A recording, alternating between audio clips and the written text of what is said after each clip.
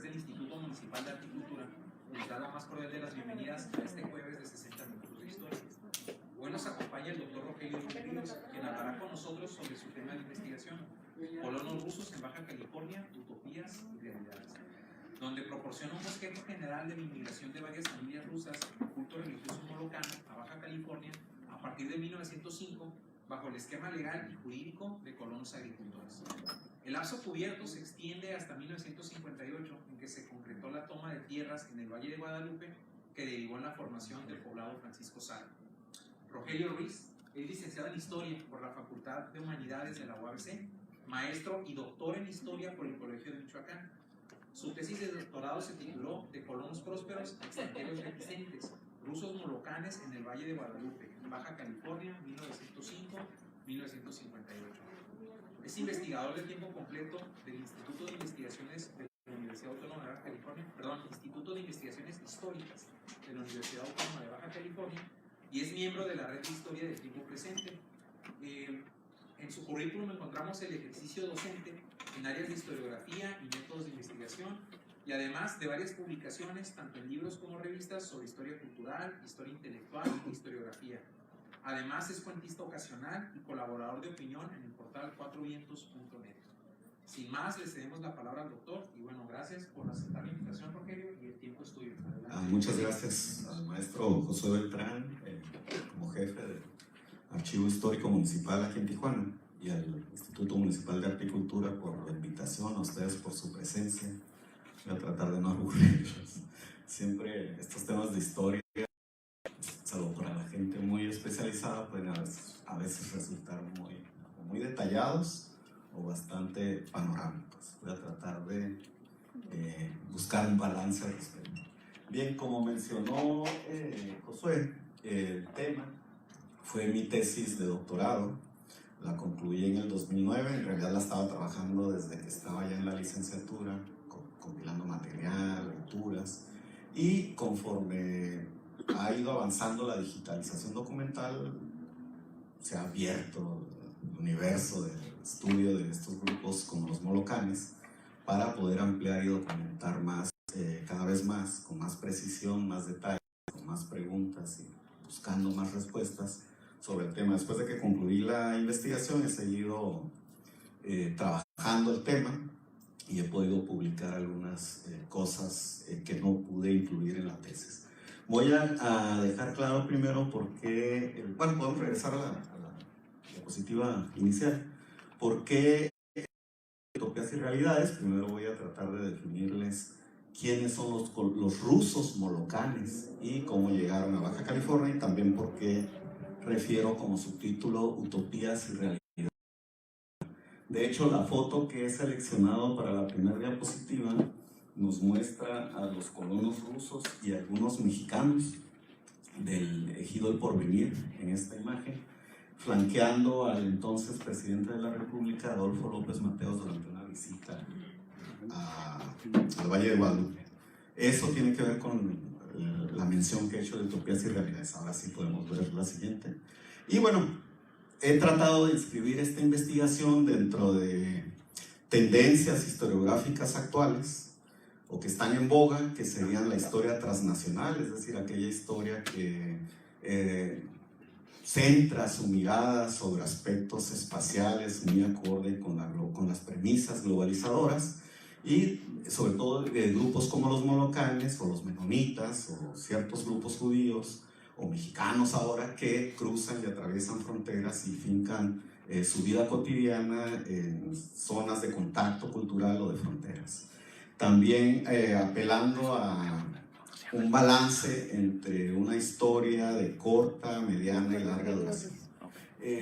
Por eso he decidido presentarles algunas fechas cruciales de la colonización en el Valle de Guadalupe. El Valle de Guadalupe, pues lo conocemos ahora, hay un boom gastronómico, vitivinícola, donde cada semana recibe muchos cientos de visitantes, y hay una idea bastante folclorizada, plástica ya, de lo que el Valle de Guadalupe ofrece y significa para la economía y cultura baja californiana. Pero hay una historia no tan larga de poblamiento con diversos actores y agentes sociales en esta zona. Pues tenemos los pobladores iniciales, los grupos originarios que se introdujeron desplazándose desde el norte de América a través del estrecho de Bering, y que registros arqueológicos datan los primeros poblamientos entre 15.000 y 12.000 años, básicamente en la región.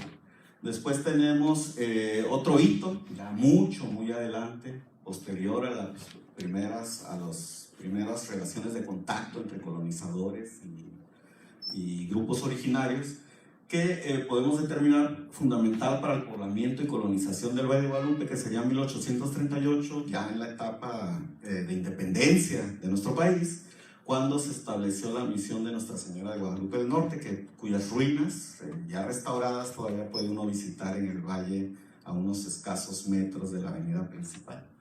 La década de 1860 se corresponde con el rancho de Misión de Guadalupe, es decir, se privatiza la anterior misión y se vende como rancho, o se dota más bien a José Matías Moreno, un político local de esas décadas. Hacia 1905 tenemos el establecimiento ya formal de los primeros colonos rusos de Guadalupe, que procedían, en este caso, directa e inmediatamente del área del este de Los Ángeles, California. Ahorita vamos a explicar por qué. Y después, en 1938, tenemos la fundación o el establecimiento del Ejido El Porvenir, formado sobre todo por familias repatriadas del sur de California, del área de Los Ángeles y zonas rurales adyacentes. Hacia 1958 tenemos la formación mediante una toma de tierras a mediados del año del poblado Francisco Zarco, que dentro de las disputas por la memoria y ajustes identitarios que se dan en el Valle de Guadalupe a la fecha, son señalados como los invasores de las tierras, los que desplazaron a los rusos con su accionar. Esa es toda una forma que cobra la memoria para significar estos actos e hitos históricos. Siempre hay que distinguir entre historia y memoria. Más adelante voy a ahondar al respecto, o al final casi. Y después tenemos, sobre todo a partir de la década de 1960, el boom, o los inicios del boom vitivinícola que a la fecha conocemos y por el que el Valle de Guadalupe es ya reconocido a nivel mundial. Por favor, la siguiente. Esto es el contenido, básicamente. Voy a tratar de ajustarlo a 1 hora, a ver si no me paso de tiempo. Lo que tenemos ahí en la imagen es una familia, pobladores molocanes. Hay muchas fotografías tomadas por visitantes, periodistas, por las mismas familias que pertenecen a álbumes privados y públicos que recrean varios aspectos de los pobladores de distintas generaciones y de ambos géneros, que trataban de representar la cotidianidad y forma de vida de estos colonos.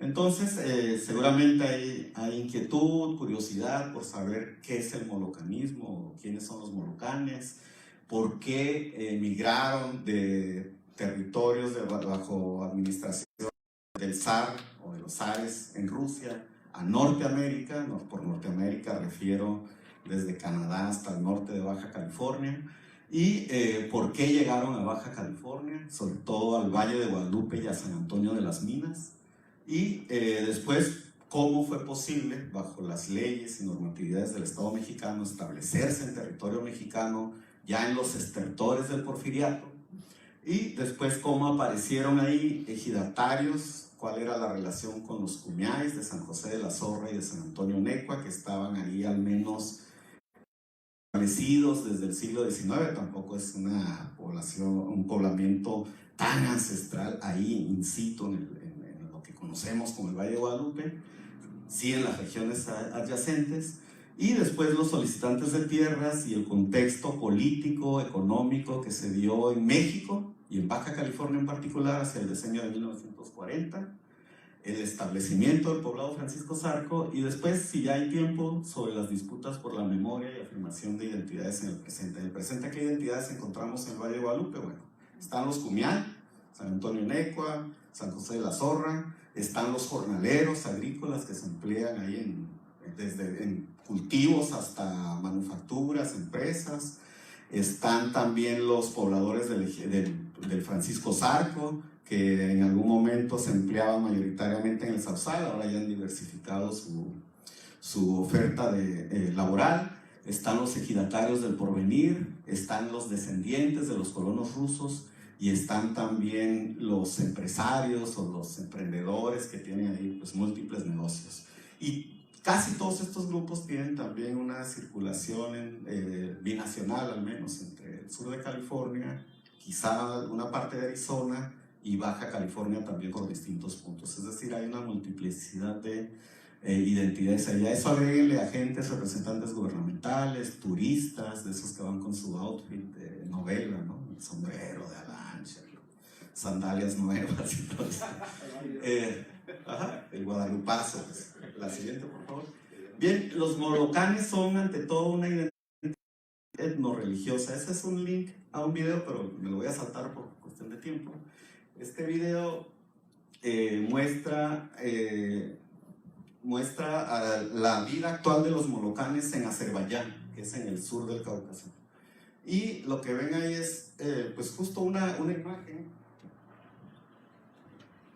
imagen de cómo visten a la fecha las mujeres.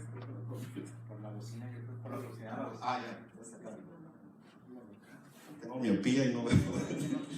Bien, y lo que he colocado ahí son los típicos aspectos o perfiles de los molocanes, pues desde que hay registro fotográfico al menos, que es desde fines del siglo XIX hasta la fecha. Hay toda una prescripción de cómo los molocanes son un culto religioso, lo denominan en términos sociológicos etnorreligioso porque son rusos, pero entre los rusos también hay que marcar distinciones, son eslavos, pero que se particularizan por profesar este tipo de culto. Ahorita vamos a ver en qué consiste.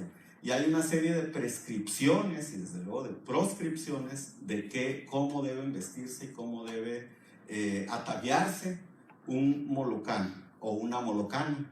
También hay distinciones en la vestimenta y en el peinado y en ciertas prácticas entre jóvenes, entre solteras, casadas, en fin, hay una serie de regularizaciones. Por ejemplo, si ustedes perciben los hombres adultos es el que ya contrajo matrimonio, no importa que tenga 16, 17 años,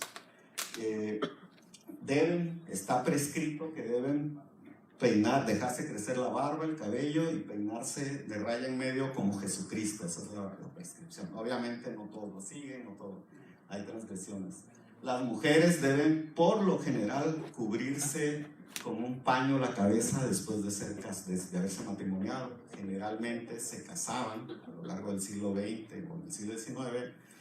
Las mujeres hay casos entre los 14, 17 años y los hombres un poquito más entre los 16 y los 18 por arreglo matrimonial, es algo que sucede cada vez menos.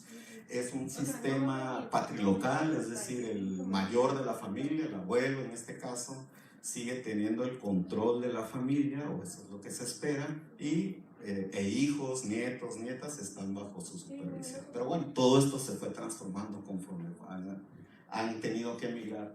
Hay un sino dentro de los molocanes que es el de la migración. Desde su origen, como denominación etnorreligiosa, ellos han tenido que emigrar para tratar de preservar cierta particularidad en sus grupos. Por ejemplo, son grupos endogámicos. ¿Qué significa endogámicos? Como los menonitas. En teoría solo se deben casar dentro del grupo, entre ellos. Pero bueno, ya sabemos que eso es justo lo que hace que exista algo como la sociología. Son esas tensiones, esas rupturas entre cómo deben ser las cosas y cómo son en realidad. De eso se trata la sociología, así en términos durkheimianos, desde que fue concebida como disciplina. La historia, la antropología también se centra en este tipo de cuestiones. La siguiente, por favor. Bien, estos son los orígenes del molocanismo. Son gráficas que hice hace 10 años. Ya hay muchas herramientas más, así que esto todavía lo hice de una manera primitiva. Pero bueno, creo que ilustra lo que quiero señalar.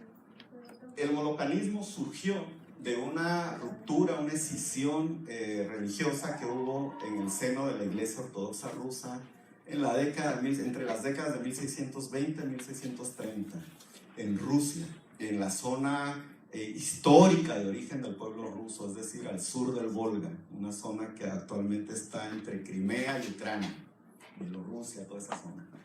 Y aquí es lo que trato de mostrar en el mapa, en las zonas amarillas, el origen de las primeras familias molocanas y cómo después se tuvieron que desplazar hacia el Transcáucaso, es decir, el sur del Cáucaso, que es una zona que a la fecha es multiétnica, multirreligiosa, es decir, los molocanes desde esos desplazamientos en el siglo XIX han estado habituados a convivir y coexistir con una infinidad de grupos religiosos y grupos étnicos. El Cáucaso a la fecha, como los Balcanes, es un polvorín donde hay todas las denominaciones religiosas que ustedes conocen.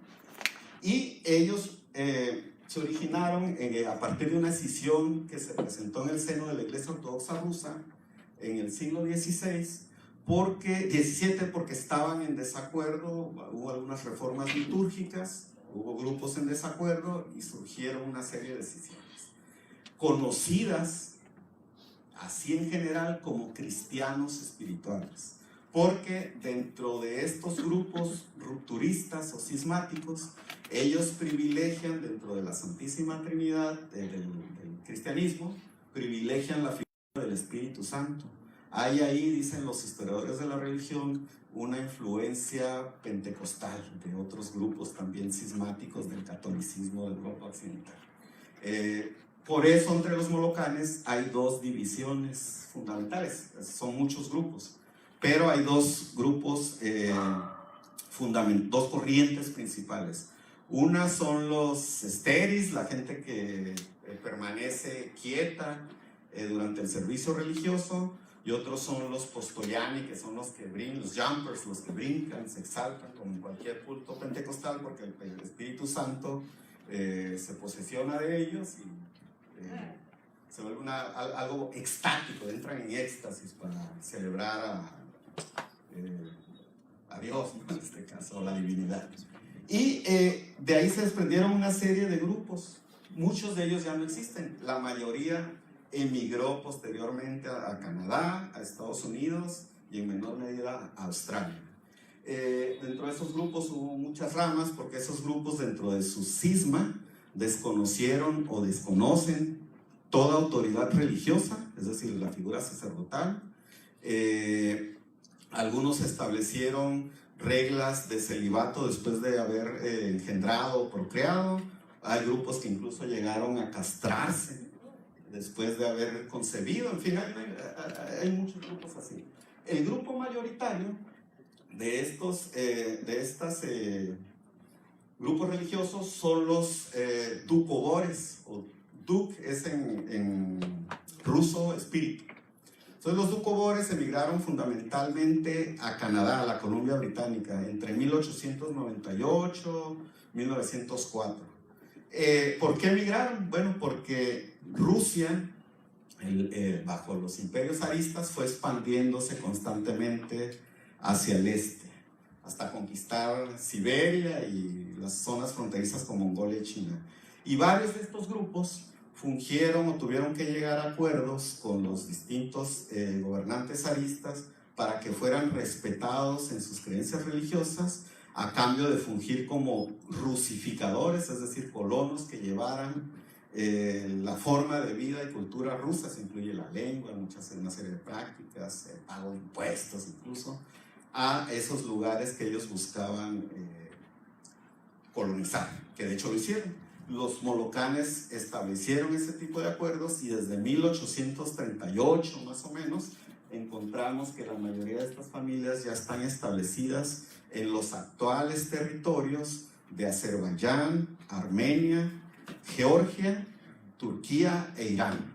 De hecho, los grupos que van a llegar a California y a Canadá proceden de la zona, sobre todo de la región fronteriza entre Armenia y Azerbaiyán, que están todavía en disputa, en Nagorno-Karabaj, por ejemplo, y los molocanes que se establecieron en el área de Los Ángeles, California, en el este de Los Ángeles, proceden sobre todo del distrito de Kars. Kars ahora, o después de la Primera Guerra Mundial, pasó a dominio turco. Entonces Kars, la zona de origen, una zona montañosa, está dentro del territorio turco. De ahí procede la mayoría. Cuando uno revisa las actas de nacimiento, los documentos migratorios de la mayoría de las familias que llegaron de los molocanes que llegaron a Baja California, aparece como lugar de nacimiento Kars, todavía era Rusia, o Tiflis en Georgia, o Ereván en Armenia. Entonces hay un origen ahí muy focalizado de estos sujetos. La siguiente, por favor. Aquí un mapa más contemporáneo de las divisiones políticas en el Cáucaso, en el Transcáucaso. Y aquí lo que vemos del lado derecho para ustedes es una fotografía, está tomada de una revista, de la típica calle de una aldea rusa, no solo molocana, de los cristianos espirituales y de los campesinos en general, que es el promedio de las aldeas campesinas en el Cáucaso. Y bueno, en buena parte de Europa Oriental. Es un sistema que se conoce bajo un término alemán, Straßendorf, que significa literalmente la calle del pueblo, ¿no? ¿Por qué? Si ustedes ven la traza urbana original del Valle de Guadalupe, lo que van todavía se aprecian, que ya pavimentaron y han modificado ahí ciertas cosas, es atravesada todavía por una calle principal. A los costados se sitúan las casas, con generalmente la puerta de acceso principal hacia un costado o hacia atrás, y que abre paso también para una parcela donde hay animales, aves por ejemplo, huertos, hortalizas, y los campos de cultivo quedaban distantes algunos kilómetros del poblado. Básicamente los molocanes eran campesinos. La mayoría de las familias que llegó al Valle de Guadalupe eran campesinos, aunque dejaron de serlo varias muy pronto. Ahorita vamos a ver por qué. La siguiente, por favor. Ahora, ¿cómo llegaron al este de Los Ángeles? Que es el antecedente directo para que llegaran al Valle de Guadalupe y a San Antonio de las Minas. Bien, siguiendo el ejemplo de los Doukhobores, que se establecieron en la Columbia Británica, los molocanes también buscaron emigrar y lo hicieron o lo consiguieron sobre todo entre 1904 y 1905, aunque todavía hubo oleadas entre 1912 y 1956, algunas familias todavía llegaron procedentes de Irán, de Armenia. Bien, ¿por qué emigraron? ¿Por qué los Doukhobores? Bueno, ya hay un grupo también, el único grupo similar a estos, a los molocanes en Latinoamérica, son un grupo que se llama Nueva Israel, ya traducido. La Nueva Israel emigró en 1912, siguiendo a un líder, Lukov, igual a una provincia apartada en ese, todavía está algo apartada, la visité en el 2017, a la colonia rusa de San Javier. Si ustedes googlean por ahí van a encontrar información, ya hay 2 o 3 textos publicados, que es una colonia que establecieron en la provincia de Río Negro, en el Uruguay, justo en la frontera con Argentina, con el norte argentino. Es la única colonia que tiene similitudes, de hecho en la traza es un poco más diversa, pero todavía hay ahí descendientes, familias, y tratan de recrear ahí ciertos elementos de la cultura madre. Sería el único ejemplo que encuentro, o que he encontrado. Después ha habido migraciones, por ejemplo están los, dentro del cisma que tuvo la iglesia ortodoxa rusa, la Raskol le llaman los rusos, que se dio en el siglo XVII, que hubo un grupo muy amplio también, además de los cristianos espirituales, que serían los viejos creyentes, es decir, gente que permaneció fiel a la doxa, que asumieron la ortodoxia dentro de la ortodoxia. Y esos grupos fungieron como colonizadores en zonas de Siberia o en la frontera con Mongolia. Esos grupos después emigraron en las décadas de 1950 y a la fecha, y están establecidos, hay familias que están establecidas en Canadá, Bolivia, Brasil, Perú y en Uruguay, a 10 kilómetros de la colonia Nuevo Israel también. Esos grupos también son endogámicos, son parte del mismo cisma, pero no son cristianos espirituales. Son los grupos que con fechas más recientes han emigrado también para establecer colonias agrícolas. ¿Por qué llegaron a Los Ángeles? Bueno, originalmente se plantearon llegar al Canadá, donde a la fecha están establecidas las colonias Doukhobores. pero no se mostraron convencidos los líderes entre 1904 y 1905 que visitaron esas zonas y buscaron horizontes en Estados Unidos. Salieron de Rusia por la serie de conflictos que arrastraba el Estado ruso zarista entre las décadas de 1890 sobre todo y la revolución y posterior a la revolución. Pero también hay un contexto mundial. Entre 1870 y 1918, cuando finalizó la Primera Guerra Mundial, se trasladaron o cruzaron los océanos entre 25 y 30 millones de personas con el desarrollo de los barcos de vapor. Buena parte de esa población que se desplazó procedía del este de Europa, se dirigieron a todos lados. Y dentro de esos lados, sobre todo Norteamérica y Sudamérica, fueron de los principales sitios de destino. Bueno, Molocanes, Dukovares formaron parte de esas migraciones. Se establecieron en el sur de California, porque era una zona, justo aquí está Alberto, aquí hizo una tesis de maestría sobre eso, pues era el boom prácticamente de las tierras abiertas a la especulación, a la industrialización, y donde además estaban gestando una serie de comunidades multiétnicas. Fue el caso del este de Los Ángeles, ahora es conocida por los cholos y por los mexicanos, pero en ese momento estaba, de hecho hay informes entre las décadas de 1910 y 1920 de las autoridades educativas, los de trabajadores sociales, de los problemas que generaba la multietnicidad y los problemas que había para asimilarlos al estándar de vida estadounidense. Los molocanes llegaron al este de Los Ángeles porque ahí era donde podían establecerse, donde les alcanzaba. Obviamente comunidades campesinas establecidas en una zona urbana multiétnica, conviviendo con afroamericanos, con mexicanos, con mexicoamericanos, italianos, japoneses, chinos, judíos de todos lados, sí, todo lo que hay ahora. Creo que coreanos todavía no había tantos, pero básicamente hay una serie de interacciones. Convivieron en las escuelas, en los empleos, y dentro de eso se calcula que hubo entre 3.500 y 5.000 migrantes molocanes, es decir, casi todos los molocanes que habitaban en aldeas en el Transcáucaso se trasladaron a Norteamérica. Los que se quedaron terminaron por hacerlo posteriormente y ahora solo quedan algunas aldeas pequeñas como esa de Azerbaiyán que comenté. En Irán ya no hay ninguna. En Turquía están recobrando otra vez, tuvieron por el proceso de turquización promovido por el Estado turco, tuvieron que cambiar sus nombres, analogarlo, vamos, a términos turcos, y apenas están tratando de recobrar algunos individuos o reivindicando su legado molocano.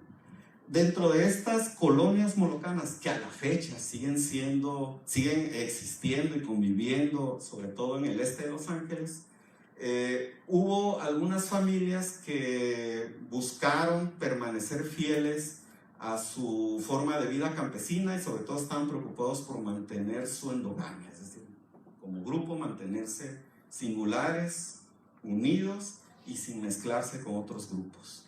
Y esos grupos empezaron a buscar tierras en áreas adyacentes a Los Ángeles.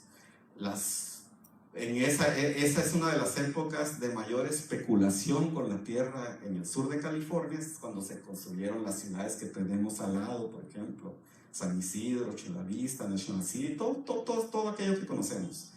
Entonces, fueron timados, no les alcanzaba, tuvieron problemas para establecerse ahí en el sur de California, y dentro de eso algunas familias emigraron a Hawái, después regresaron, otras se establecieron en el área de Potrero Hill, a la fecha siguen allí en San Francisco, otras emigraron a Oregon, al estado de Washington, y algunos grupos también después a Arizona.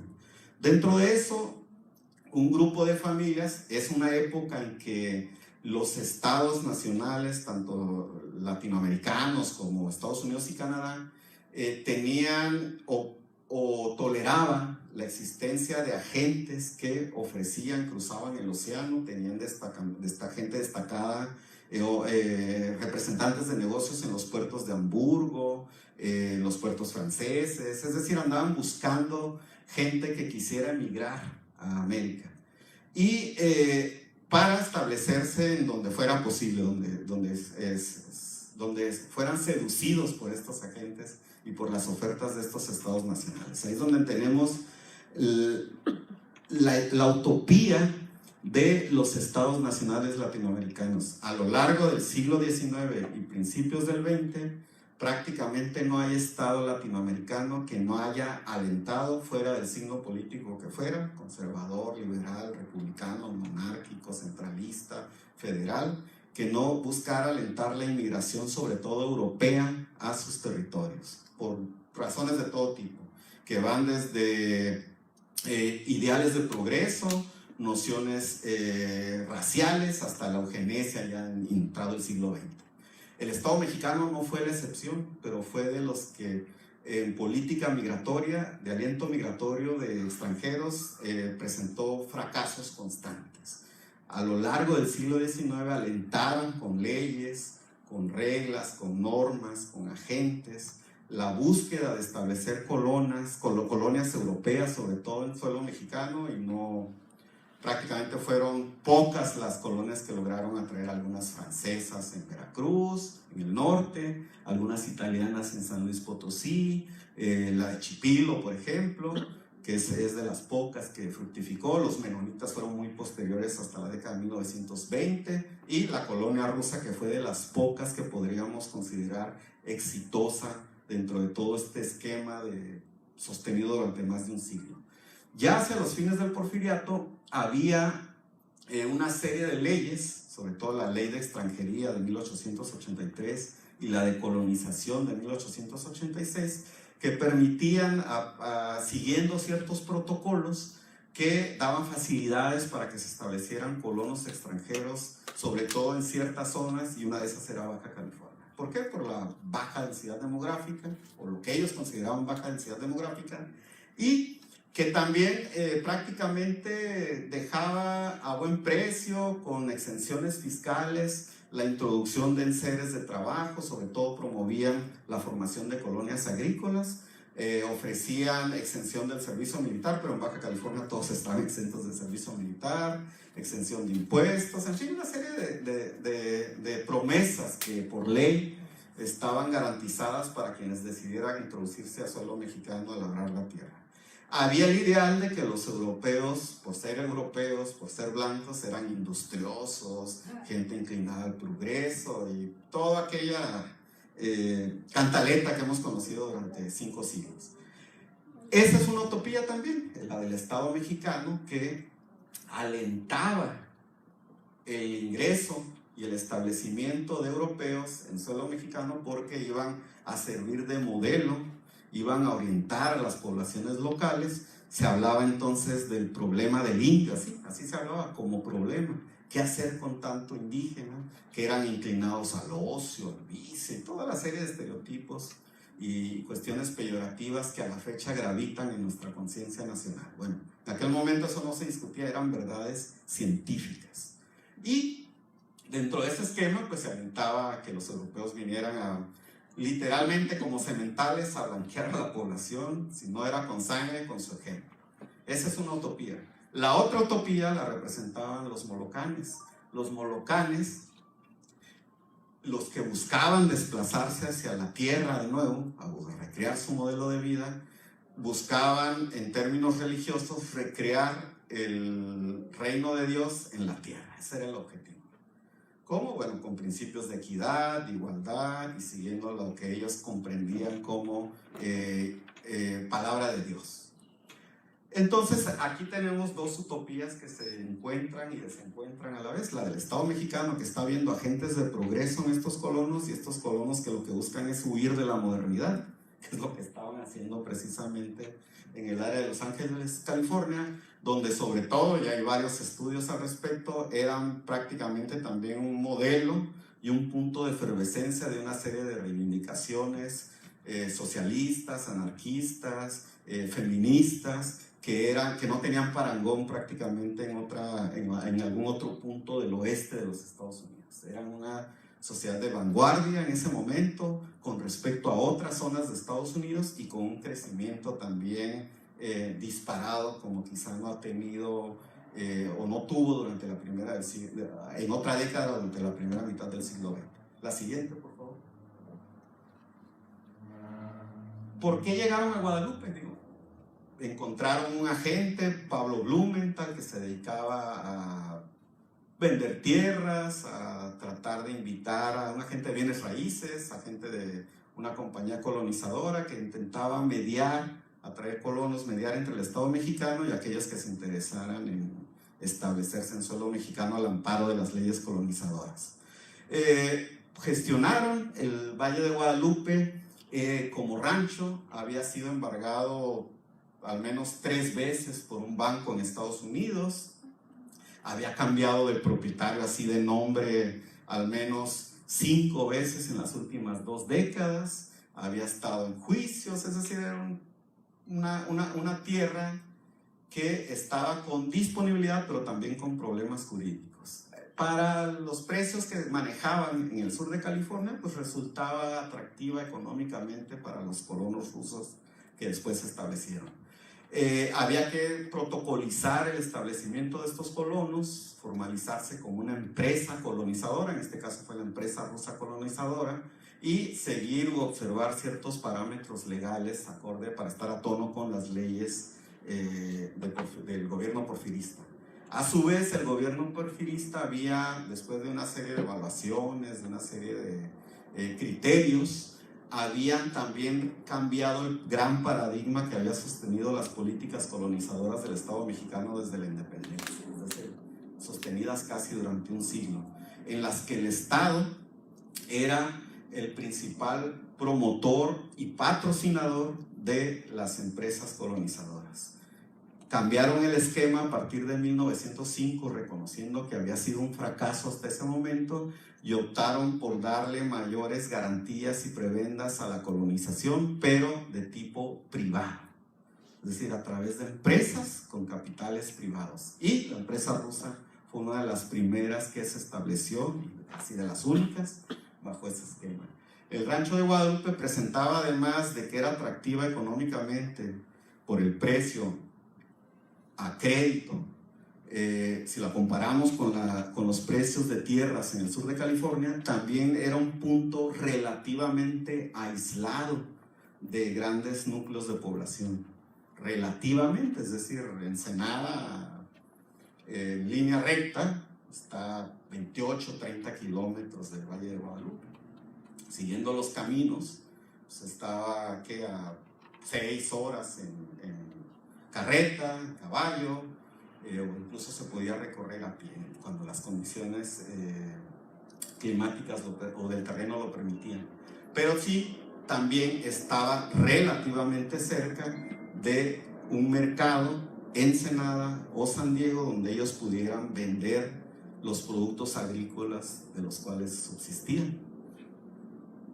Entonces presentaba estas condiciones el rancho. Eso que ven allá, pues es hasta la década de 1940, en la parte superior derecha, son las ruinas de la exmisión de Guadalupe, que aquí vemos en un grabado del siglo XIX, de fines, presentado de una manera idealizada.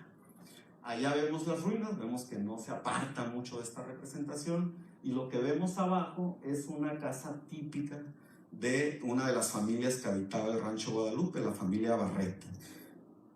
Hay que reparar bien en el tipo de edificio, de edificación que ya existía previo al asentamiento de los rusos, porque es el mismo modelo de vivienda que ellos adaptaron. Esto porque hay una serie de mitos donde se dice que los colonos molucanes llegaron y reprodujeron un modelo de vivienda igualito al que tenían en Transcáucaso, que hizo la diferencia con el resto de los habitantes en el Valle de Guadalupe y las zonas rurales de Baja California. No, en realidad eran similares entre el sur de California y entre el norte de Baja California.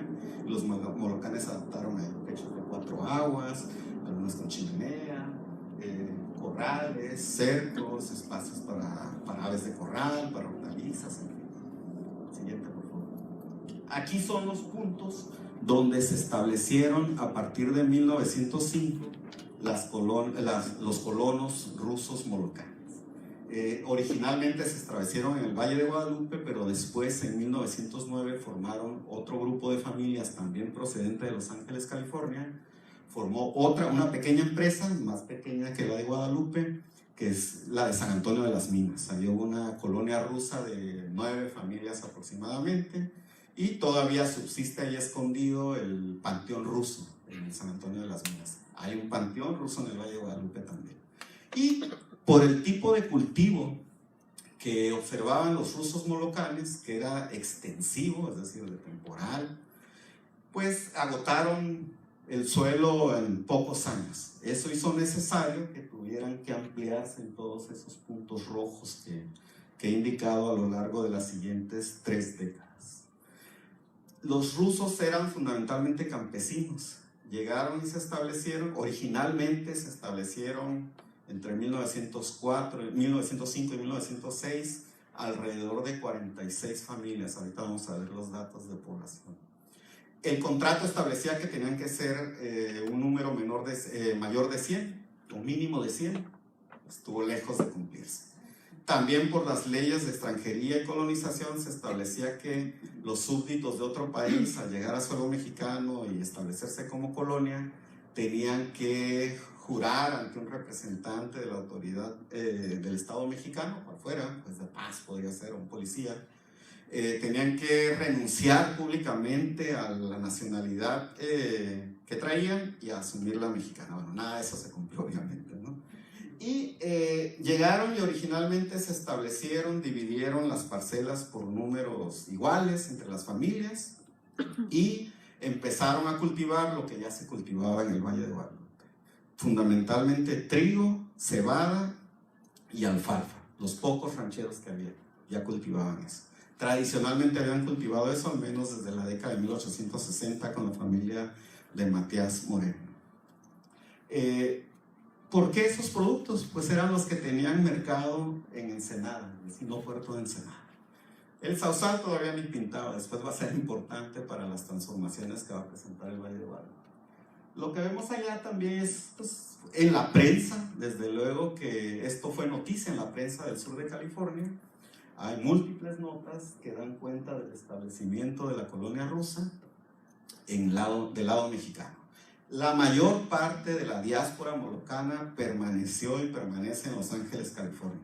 Eso llevó a que una de las figuras emblemáticas de la sociología estadounidense, Pauline Young, le llamó, cuando hizo un estudio sobre esta colonia, la colonia madre al área de Los Ángeles, donde permanecen a la fecha la mayor parte de los molocanes, y que nunca cortó sus lazos o sus relaciones con otras colonias que hubo alrededor, desde el norte de San Diego hasta el Valle de Guadalupe. Es decir, las familias siguieron yendo y viniendo entre uno y otro punto.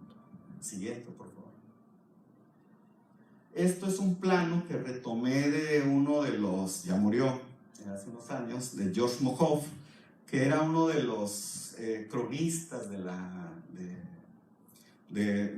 la diáspora molocana y que nació en el Valle de Guadalupe y se dio a la tarea de, basándose en planos oficiales, de representar cómo estaba establecido el poblado y señalando ahí, ayudándose en documentos y en entrevistas, en memorias familiares, pues señalando las familias que ocupaban cada predio.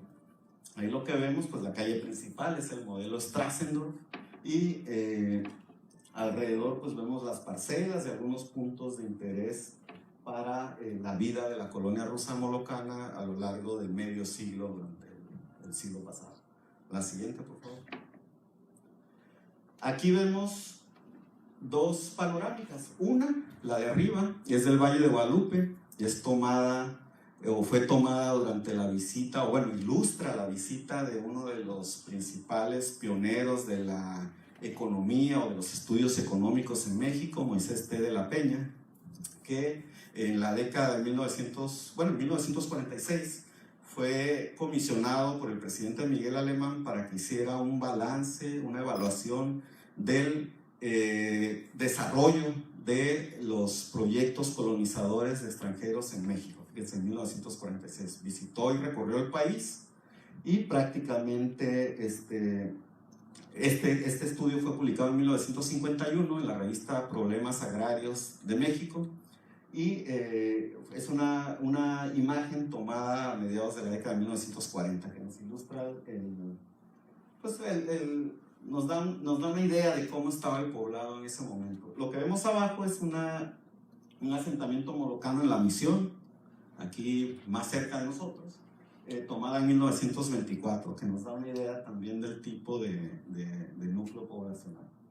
Aquí hay algunos datos que permiten visualizar por qué fue elegido, seleccionado el Valle de Guadalupe y San Antonio de las Minas como los puntos de asentamiento de estos grupos. Bueno, si vemos, los censos, por muy malos que puedan haber estado hechos en términos metodológicos, lo que hay es lo más preciso que tenemos, y lo que vemos es que el poblamiento de Baja California, aquí desde luego la población indígena está subrepresentada, pero tampoco rebasaban en muchos cientos las cifras con las que fueron contabilizadas. Lo que vemos en las primeras décadas, que son las del establecimiento de los colonos rusos, pues son cifras realmente muy bajas, de baja densidad demográfica comparadas con otras entidades, y después vemos el incremento abrupto de la población en Baja California, que también desde luego va a repercutir en la situación de los colonos rusos y de otros extranjeros en Baja California durante la primera mitad del siglo XX. Es cuando están instaurándose y desarrollándose también las utopías del Estado revolucionario mexicano surgido de la lucha armada. Lo que vemos allá son las localidades con mayor concentración de población en el Distrito Norte, según el Censo General de Población de 1910, que nos da una idea del impacto que pudo haber tenido el establecimiento de la colonia rusa, como se refleja en las memorias de la Secretaría de Fomento y Colonización de los últimos años del Porfiriato, donde se abunda por parte de los representantes de esta secretaría sobre lo exitoso que resulta la colonia rusa y lo industriosos que son sus pobladores. Vemos que la cabecera política, el principal poblado en Baja California hasta 1910, tenía la fabulosa cantidad de 2.170 habitantes. Póngale que se les perdieron 30, 2.200, ¿no? Y después aparece Tijuana como pueblo, 733, Mexicali, y era tal la importancia de la presencia rusa en el Valle de Guadalupe que aparecen como la quinta población en importancia, al menos en población, en Baja California para ese momento. Es decir, sí significó o fue significativa en términos poblacionales. Y aquí vemos, según el listado del Consulado Mexicano en Los Ángeles, que fue el que preparó los papeles migratorios de estos colonos, pues vemos los registros de la cantidad de personas que se introdujeron legalmente en un primer momento. Después va a aumentar esta cantidad, pero no van a dejar de ser. Aquí lo vemos 4 años después, son 310 habitantes, de los cuales, ¿qué les gusta? 290 y tantos eran rusos. Esa es una instantánea, es decir, es como una fotografía. Los rusos iban y venían de Los Ángeles, California, o se movieron después a Ensenada, San Antonio de las Minas, otros puntos como lo mostraba en el mapa que está entre las primeras diapositivas. La siguiente, por favor. Estos son algunas fotografías del aspecto del poblado. Todavía hacia la década de 1990 se podía apreciar con mayor nitidez esta huella de los molocanes. Ahora, con tanto cambio y tanta transformación turista y letreros y esas cosas, pues ya es más difícil. Además ya pavimentaron. Todavía en los 90 no estaba pavimentada esa zona. Esta es la calle principal, guarda ciertas similitudes con la del poblado de Transcaucasia que les presenté a inicios en la primera diapositiva, bueno, en las primeras, y algunos aspectos también esta casa creo que todavía está por ahí, es de la familia Rogoff, que de hecho se llama Lupe Rogoff, la que vive ahí, ¿no? Y son algunos aspectos que nos permiten ver cómo se apropiaron del espacio y le imprimieron su propia huella para darle la categoría de lugar, de espacio íntimo vivido por esta utopía que movió a los molocanes a desplazarse cruzando fronteras nacionales. La siguiente. Estos son algunos aspectos de la cotidianidad de los colonos.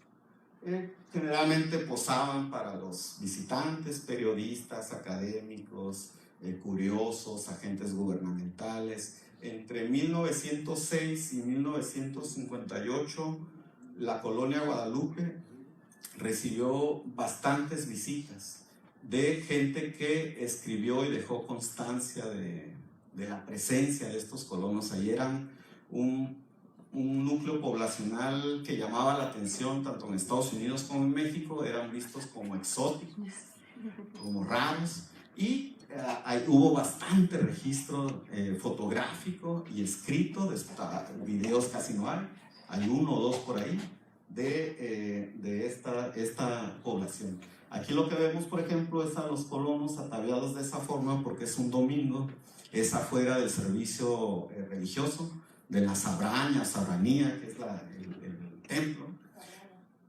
Pero ellos le decían también sabraña, ¿no? O sea, estaba mexicanizado el término.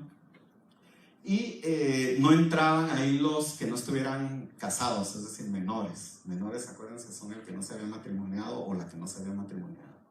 Ellos tenían que esperar afuera del templo y por eso aparecen ahí solo personas mayores. Aquí lo que vemos es el recinto de la escuela, es donde está el actual terreno de la escuela primaria Enrique Repsamen. Es el edificio original que le decían la casa Samarín, o Samarín porque es la casa que había donado uno de los líderes de la colonia.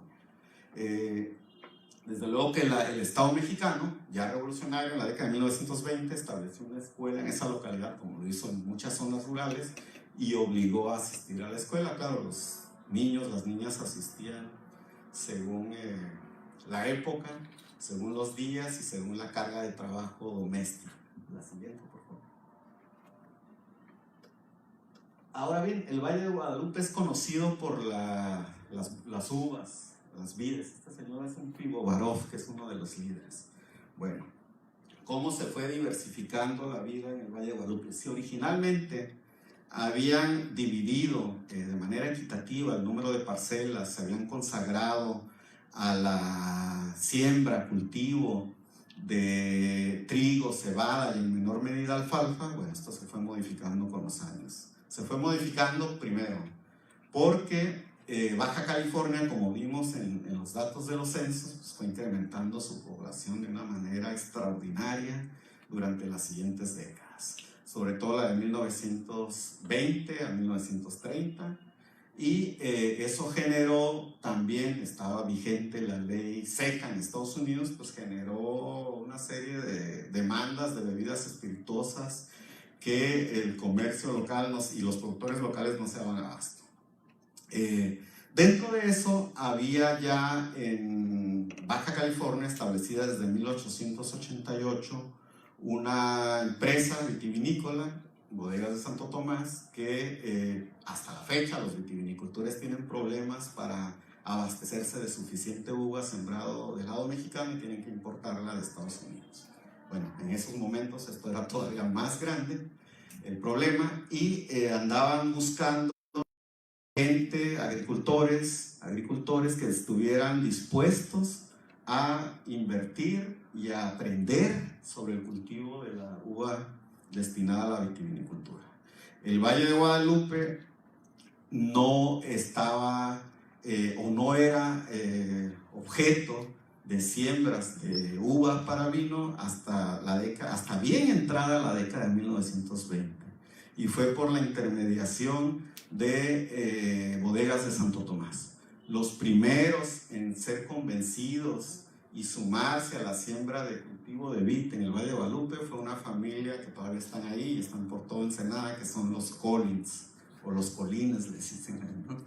Y las mismas crónicas de los rusos señalan, y los visitantes de esos años, entre 1920 y 1930, señalan que todavía en esos años la mayor parte de los sembradíos eran de trigo, cebada y alfalfa. Eso lo vendían sobre todo en el puerto de Ensenada. De ahí que el alfalfa sobre todo era para el ganado, porque había demanda de lácteos, leche por ejemplo, y buena parte de los molocanes que empezaron a moverse hacia Ensenada ya desde la década de 1910, los que no se fueron a Los Ángeles, California, empezaron a producir leche en Ensenada y a venderla calle por calle. eran los productos que se requerían. La vid, conforme fue creciendo el mercado, a partir de la década de 1920 con la ley seca, pues empezó a ganar terreno, a ser sembrada en mayor número de parcelas, y el Valle de Guadalupe fue un lugar que entre las décadas la segunda mitad de la década de 1920 y las primeras de 1950 son los años en que empezó a expandirse el cultivo de vid por ese valle, hasta darle la fisonomía que tiene actualmente. Otro cultivo que empezó a introducirse por iniciativa gubernamental, sobre todo a partir de la década de 1940, que era un programa nacional, es el del olivo. Y a la fecha todavía vemos grandes huertos de olivo en el Valle de Guadalupe. En un primer momento, entre las décadas de 1940 y 1950, el olivo predominaba sobre la vid. Todavía hacia las décadas de 1950 encontramos que el principal cultivo eran ya el trigo, la alfalfa, olivo y vid. Todavía hasta esos años. A partir de la década de 1950 es cuando se empezaron a introducir las primeras empresas a comprar terrenos en el Valle de Guadalupe para producir su propia vid, que después terminaron en bodegas. Las primeras, o unas de las primeras, Olivares Mexicanos para los olivos, Domecq en los 60, y una serie de, ya desde antes algunas, también hubo intentos de la cervecería Tecate hacia las décadas de 1930, 1940, de que sembraran lúpulo ahí en el Valle de Guadalupe para llevarlo, era todavía propiedad de Aldrete, la compañía, y para tratar de abastecerse también de este producto fundamental para la cerveza. Todo este tipo de cultivos industriales pues fue desplazando a los cultivos tradicionales que, hago énfasis, siempre estuvieron buscando mercados, es decir, era una economía orientada hacia los mercados que, claro, trataba de producir sus propios insumos de subsistencia en los huertos, en las aves de corral, pero que siempre necesitó y requirió del mercado. El vínculo a través de las relaciones mercantiles fue también, igual que en Los Ángeles, California, el ámbito laboral, fue lo que resquebraja el modelo endogámico que buscan recrear estas sociedades, es decir, el de nada más casarse entre ellos o vincularse entre ellos. La escuela, desde luego, también empezó a causar problemas. Conforme algunos agricultores se fueron adaptando con mayor facilidad a la tecnología que era necesario para producir este tipo de cultivos, al aprendizaje de este tipo de sembradíos, sobre sus técnicas, sobre su irrigación, ya después, posteriormente, a partir de la década de 1950, los conocimientos técnicos, los créditos, las refacciones agrícolas que se requieren para todo esto, pues se fue ahondando también la distancia social entre familias molocanas, al grado de que hacia la década de 1930 ya había familias que tenían más parcelas que otras. Había unas familias que tenían 1 hectárea, mientras había otras que ya tenían 20 y tantas. Para el Valle de Guadalupe eso era mucho. El Valle de Guadalupe, el rancho, lo que ellos compraron, eran 5,220 y tantas hectáreas, en las cuales era cultivable con temporal menos de la mitad. Así, a ese grado. Ahora ya hay riego, ya hay una serie de elementos de cultivo intensivo que han ampliado y extendido los cultivos en el Valle de Guadalupe, pero en ese momento tenían que subsistir de esa manera. Y la mano de obra de los molocanes dependía sobre todo de las familias. Las familias tenían usualmente entre 4, 8, 10, hasta 12 hijos, eran en promedio. Las familias nunca se desprendieron de Estados Unidos, de la relación con sus parientes en Los Ángeles. Conforme fue creciendo la efervescencia política revolucionaria en México y en Baja California por la creciente inmigración, pues se fueron incrementando los problemas sociales que hicieron presión sobre los grupos extranjeros en México. Pero era el panorama a nivel mundial. Si algo caracteriza en términos políticos las décadas de 1920 y 1930 que terminaron en la gran conflagración mundial, pues son los nacionalismos exacerbados fueron la tónica y la particularidad de estos años. Y lo vemos en Argentina, en Brasil, en Venezuela, en Chile y México no es la excepción. Con la revolución y la exigencia de demandas sociales de tierra, de trabajo, la creciente xenofobia plasmada en leyes mexicanas, pues terminó por hacer que grupos de trabajadores, de campesinos, sindicatos, clubes sociales se volvieran xenofóbicos, ya fuera por interés o por genuino sentimiento, contra diversos grupos, entre esos los rusos, que tenían presencia en el Valle de Guadalupe, los japoneses, los chinos y los estadounidenses. Fueron grupos que sufrieron y que en la prensa de la época lo podemos apreciar, fueron destino y blanco de invectivas de tipo xenofóbico en esos años. Este clima se cambió, sobre todo también, pero hay un escenario, por eso el enfoque global y transnacional es muy importante. Este clima hostil, originalmente, que era de bienvenida y receptivo a la inmigración extranjera, pues fue tornándose bastante hostil a partir de las décadas de 1920, pero también en el contexto mundial. A partir de 1920 se realizó un congreso panamericano sobre migración, y a partir de 1924 se creó la Border Patrol y los Estados Unidos establecieron una serie de restricciones por nacionalidades para sus inmigrantes.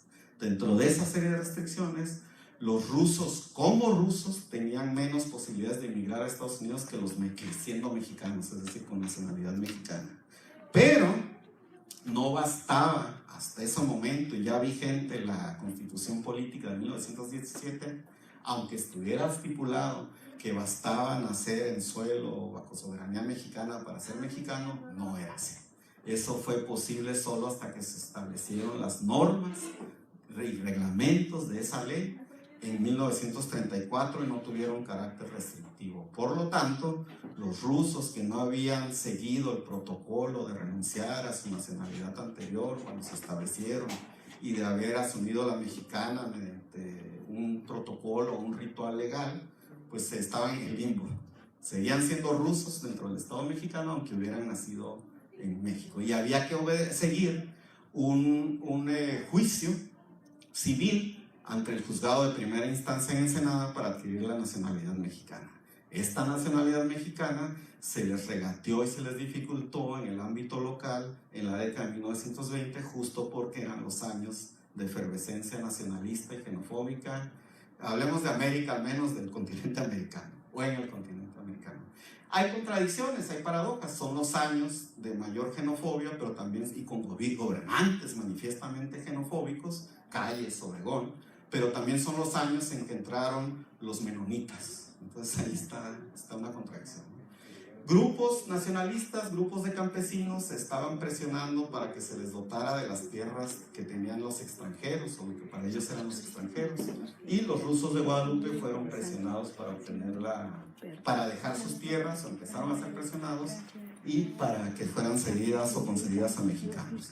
Además, ellos también empezaron a regresar a Estados Unidos, tramitaron su nacionalidad mexicana, pero muchos pensando en poder calificar para las cuotas migratorias en Estados Unidos como mexicanos y no como rusos, donde tenían mayor restricción. Este es el clima político que fue aminorando e impactando la densidad demográfica de la colonia rusa. Siguiente. Y los cambios, también los rusos empezaron a asimilarse más a la población mexicana. Ya desde la primera generación olvidó el ruso como lengua predominante aquí en Estados Unidos, como lengua predominante, y desde luego que eso también repercutió en el apego que tenían a las costumbres de tipo religioso. Por ejemplo, uno de los puntos que se establece en términos religiosos entre los molocanes es que no beban alcohol. Y bueno, si hay vides ahí al lado o atrás de la casa, el vino misional es una tradición que se ha conservado en las zonas rurales de Baja California. Pues las crónicas periodísticas, los relatos de la gente que he podido entrevistar o conocer de origen molocano, pues hablan también de riñas, de conflictos motivados por la injerencia de bebidas alcohólicas. Cuando los mayores estaban concentrados el domingo dentro del templo, pues los chicos también dedicaban buena parte de ese tiempo a consumir vino o alguna otra bebida alcohólica, y todo esto fue menguando, y era algo menguando ciertos elementos que eran considerados normativos dentro de las comunidades molocanas. Y esto también pasaba en Los Ángeles, California, donde hubo serios problemas, sobre todo con mujeres jóvenes que empezaron a contraer o a mancebarse, no sé si se casaron legalmente, con jóvenes de otros grupos étnicos. Hay registros periodísticos de escándalos en las comunidades molocanas, en San Francisco y sobre todo en Los Ángeles, porque lo peor que podía hacer una molocana era casarse con un mexicano. Ya de por sí era grave casarse con alguien fuera del grupo. Cuando era mexicano todavía era visto de una manera más grave. Y eso fue un fenómeno que se dio tanto en México como en Estados Unidos. Pero aún así, durante 5 décadas al menos, desde su llegada hasta la década de 1950, la colonia rusa de Guadalupe era vista desde Los Ángeles como una colonia modelo donde la gente se observaba las tradiciones y si eran verdaderos molocanes. Así que pasaba lo que pasa con muchos tijuanenses, que cuando tienen algún problema, jóvenes o adolescentes, los mandan con los parientes al sur para que se eduquen, ¿no? A Michoacán, a Oaxaca, ¿no?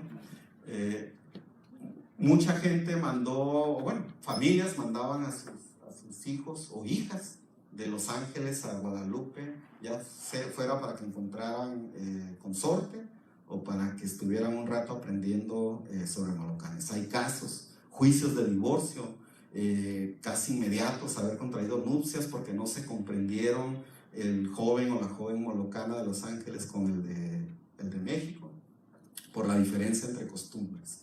Es decir, lejos de ese ideal, esa utopía que ellos buscaban al regresar a la tierra, pues lo que encontramos son una serie de tensiones y de cambios que tienen que ver con procesos internos y también externos de diversa índole. También en 1938 se estableció una serie dentro de la efervescencia de creación de núcleos ejidales, el Ejido del Porvenir, sobre todo, no exclusivamente, con familias de repatriados del área rural de Los Ángeles, California, que nunca perdieron la nacionalidad estadounidense. Y uno de los primeros, en los primeros meses de establecido este ejido, una de las primeras prácticas que se establecieron y que subsisten a la fecha en el Ejido del Porvenir fue recrear los rituales que infundieran de orgullo y espíritu cívico nacionalista a los ejidatarios, de que se organizaran y se pusiera especial cuidado en los desfiles. Ustedes pueden apreciar ahí que va desfilando prácticamente todo el ejido, no hay espectadores.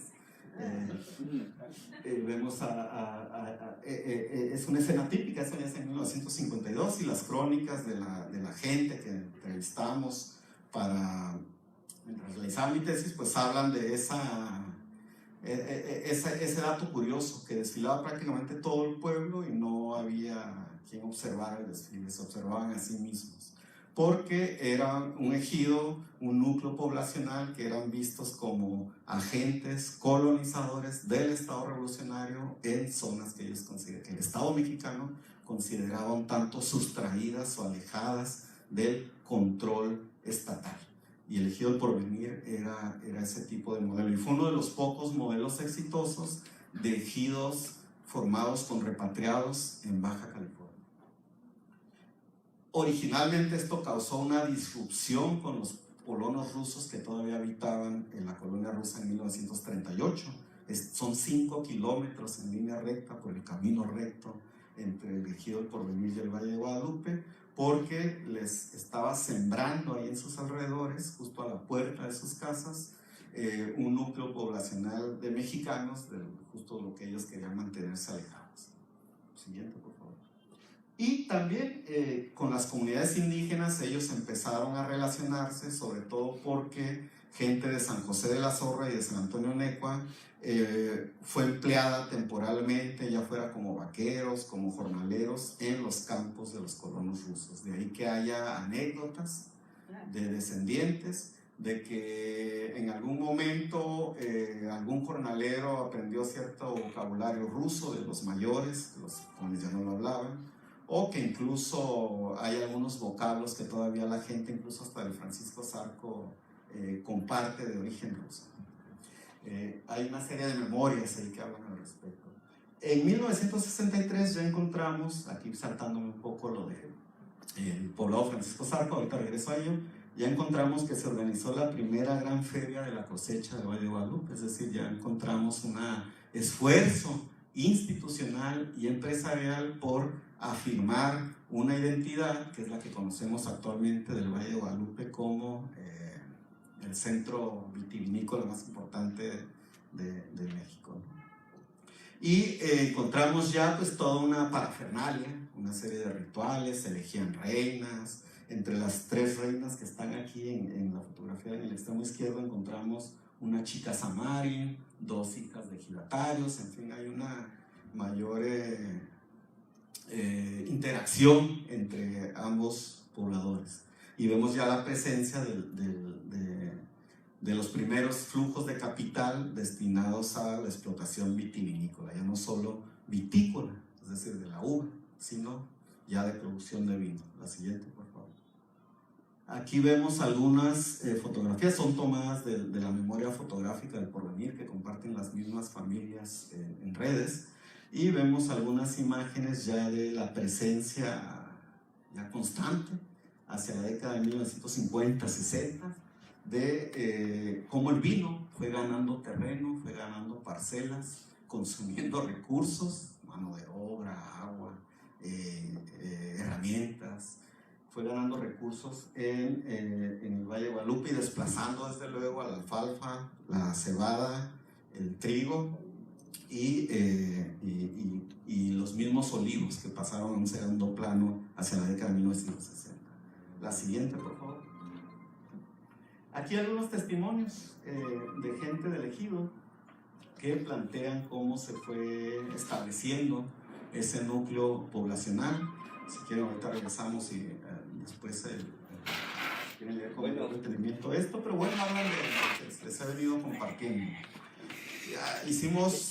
Participé en un proyecto de historia oral junto con algunas colegas entre 1997 y 1998. Como parte del Instituto de Investigaciones Históricas realizamos 75 entrevistas en el Valle de Guadalupe a actores sociales de prácticamente todo el mosaico de población que hay ahí.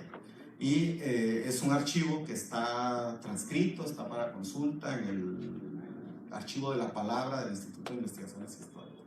Todo eso formó parte, desde luego, y dio material junto con mucho más para el estudio que empecé a emprender a partir de esos años. El poblado Francisco Zarco, los invasores, los malos de la trama, bueno, eso tuvo lugar a partir de junio, el 10 de junio de 1958. Y tiene un origen más inmediato, bueno, hay un clima de agitación agraria, de agitación social, nacionalista. Tuvo su origen en un grupo de trabajadores de la carretera Ensenada-Tecate que hacia la segunda década de 1940 estaban trabajando ahí, pues eran campamentos que se desplazaban con todo y familias, los trabajadores, la TICSA, Transportes y Caminos S.A., que dejó en algún momento varados a los trabajadores, salieron huyendo, no los pagaron y se quedaron ahí varados. En un clima de agitación, la Baja California, las décadas de mayor crecimiento poblacional, ya otra vez, una de 1920 a 1930, entre los 40 y 50, y otra vez vamos a ver un repunte elevadísimo entre los 80 y 1990. Son las décadas en que la población se ha disparado de una manera preponderante, inimaginable en otras épocas.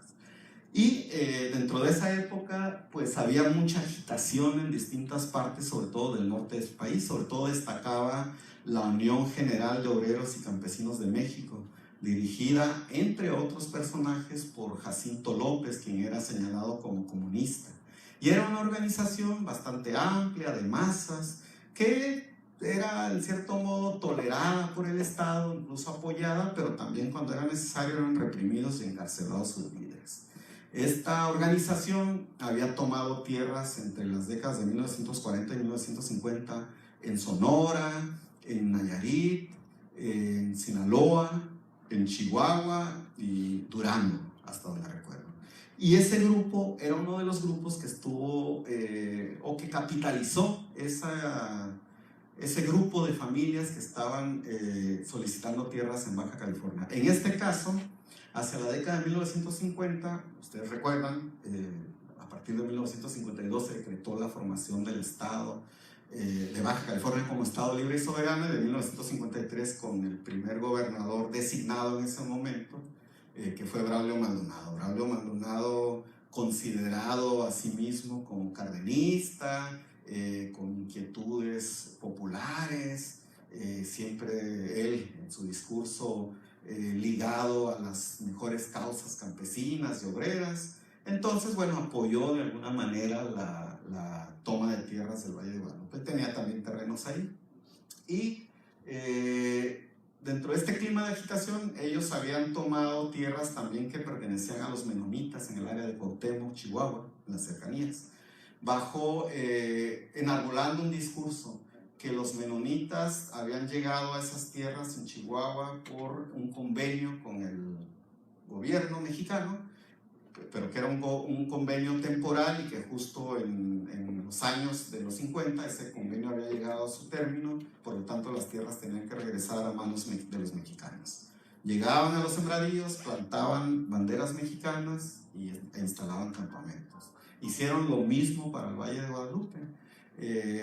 Establecieron, algunas voces dicen, me tocó entrevistar, ya murió mucha gente de la que entrevisté, a un pistolero, esbirro del líder de Francisco Zarco, de Rojo Gómez, a un pistolero, y no voy a reservar su nombre, que señala que gente allegada a Braulio Maldonado fue la que les dio el argumento para tomar las tierras. Un argumento similar al que encontré con los menonitas en Chihuahua. Por eso en la historia es muy importante comparar, salirnos la pequeña cuadratura donde estamos, o circulito donde estamos trabajando. Siempre hay que establecer comparaciones. Y eso encontré con esa similitud la encontré con los menonitas en Chihuahua, que les habían dicho que los rusos habían establecido un convenio de 50 años para ocupar las tierras en el Valle de Guadalupe con el gobierno de Díaz, y que pues justo finalizaba en 1958, ¿no?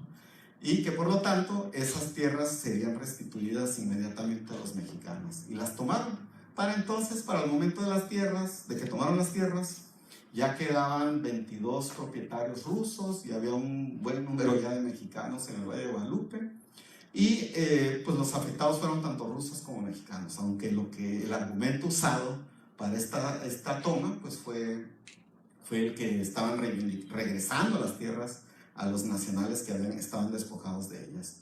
Y pues tomaron las tierras, las ataron varían los números, entre 2.000, 3.500 personas que procedían, les facilitó el gobierno del estado de Braulio Maldonado transporte. Se dirigieron sobre todo gente del Valle de Mexicali al Valle de Guadalupe, tomaron las tierras y a los pocos días llegó el ejército. Aquí vemos un transporte proporcionado por Alejandro Samari, uno de los rusos más prominentes ahí, transportando tropa mexicana. Llegaron y desalojaron estos son una familia rusa posando en una de las viviendas improvisadas de los solicitantes de tierras. Desalojó el ejército a la mayor parte de estos solicitantes, los fue a votar allá por Real del Castillo y otro grupo de familias numeroso en el Parque Revolución de Ensenada, y ahí los dejó a su suerte, ¿no? Dejó unas cuantas familias en el poblado Francisco Zarco, que son las que finalmente establecieron el poblado Francisco Zarco. Ellos pedían originalmente fundar un ejido. Obviamente el Francisco Zarco no es un ejido, es un poblado con traza urbana donde, si acaso, algunas zonas próximas al lecho del río tenían parcelas habilitadas para sembrar, que se las llevó el río en 1980, como muchos de ustedes ya sabrán, ¿no? ¿Y qué hace un poblado de tipo urbano en un valle eminentemente agrícola? Pues proporciona algo que ya era necesario desde la década de 1940 y 1950, mano de obra cautiva para las empresas que se estaban estableciendo ahí, pero también las que ya se habían venido estableciendo desde la década de 1930 en el área del Sausal en Ensenada, que había sido desarrollado con un interés particular por Abelardo L. Rodríguez, las famosas canerías, ¿no? O sea, las enlatadoras, pues. Y efectivamente, la gente del Francisco Zarco, buena parte de su vida laboral en estos primeros años la destinó a laborar en los campos como jornaleros, con trabajos temporales, y a emplearse en el vecino puerto del Sausal industrial. Entonces, tengo la hipótesis de que eso fue realmente el objetivo primordial de esta toma de tierras, además de abrir camino también, como de hecho sucedió, para que llegaran las empresas que después desarrollaron la industria vitivinícola en el valle, tal como la conocemos. Siguiente, por favor. Aquí algunos testimonios, si quieren los ponemos al final. Ajá. Y bueno, otro dato, otro hito dentro del Valle de Guadalupe, pero que afectó sobre todo a la gente del poblado Francisco Zarco, ya los rusos, lo que quedaron ahí a partir de 1958, fueron algunos agricultores, pero ya no como núcleo poblacional, como el núcleo poblacional original, ya no como colonia agrícola. Ya eran agricultores, granjeros, y a la fecha, ¿no? Es lo que hay ahorita. Son gente con apellidos, descendientes, algunos se casaron con mexicanos, pero todavía hacia la década de 1990, hacia fines, cuando hicimos las entrevistas, había o subsistía ahí en la localidad una división tajante o bastante diferencias todavía, al menos en términos de memoria y de disputa por identidades entre los ejidatarios y los rusos con los invasores o los paracaidistas, como le llamaron a la gente del Francisco Zarco. Yo opté por llamarles solicitantes de tierras porque no, me parece bastante peyorativo. Comprendo a los herederos de rusos, de ejidatarios, que los llamen paracaidistas, invasores, pero no es mi papel. Para mí son solicitantes de tierras y siento hasta cierta empatía por la gente del Zarco, ¿no? En la década de 1980, a partir de la inundación de febrero, ya había habido lluvias muy fuertes desde 1978, pues el río, así como lo ven, es el lecho seco en el Valle de Guadalupe, se llevó el poblado, donde estuvo originalmente establecido el parque, la avenida 10 de junio, y generó una emergencia que obligó a desalojarlos, hubo algunos decesos, y transformó totalmente la memoria del Valle de Guadalupe, cuyo hecho traumático hasta entonces había sido la toma de tierras de 1958. Ahora en el Valle de Guadalupe, para los pobladores que tienen arraigo ahí, pues es la inundación también algo considerablemente fuerte. Siguiente, por favor. Y aquí algunas imágenes tomadas también de pobladores, de la memoria de pobladores del Francisco Zarco, que permiten ver la magnitud del problema, que desde luego atrajo la atención no solo local, nacional. Hay registro de todo esto. Por favor. Aquí vemos cómo la magnitud de estas avenidas de agua, que desde 1978, repito, ya tenían un precedente. Eso es algo que me encargué de hacer en esta investigación, o que sigo haciendo, pues fue tratar de señalar continuidades en diversos términos, por ser de una duración pues larga, ¿no? más de medio siglo, del alcance que busco tener sobre esta localidad. Y lo que he encontrado son registros de lluvias fuertes presentes en la región cada 10, 12 años, por 2 o 3 años seguidos de años de sequías. Ya desde los primeros registros que encontré de 1892, 1893, se presenta este fenómeno. Llueve muy fuerte 2, 3 años, provoca inundaciones, y luego vienen años secos hasta que se vuelve a presentar otra vez este fenómeno. Los rusos lo sabían, los ejidatarios lo sabían, los pobladores del Zarco no, siguieron habitando los márgenes del río. Ahora uno va y se da una vuelta en el Valle de Guadalupe y encontramos gente viviendo a escasos metros del lecho del arroyo. Esto puede volver a pasar. El Valle de Guadalupe no abunda en agua del subsuelo, los mantos freáticos están agotándose, están siendo usados con mayor frecuencia de lo que podrían soportar desde la década de 1940, y desde entonces ya hay restricciones para la irrigación por medio de pozos. En 1946, por ejemplo, es cuando el Estado, en la práctica, en los hechos, buscó tomar la potestad de los permisos y de otorgar permisos de extracción de agua de los mantos freáticos para el Valle de Guadalupe, y desde entonces hay problemas de abastecimiento en Ensenada, en el mismo valle, porque buena parte de esa agua se llevaba al Sausal para las industrias y ahora se la llevan los vitivinicultores. Es decir, también esta investigación tiene como actor el medio ambiente, el medio geográfico. Es algo importantísimo para poder explicarnos los conflictos que hay en el Valle de Guadalupe. El Valle de Guadalupe, dedicado y enfocado a una actividad de tanta bonomía y tanto atractivo como podría ser la vitivinicultura, y que debería estar ligada y vinculada a su memoria y a su historia, pues realmente eso se lo pasan de largo, y hay un desconocimiento total prácticamente de la historia del Valle de Guadalupe entre los empresarios, los pobladores, todo.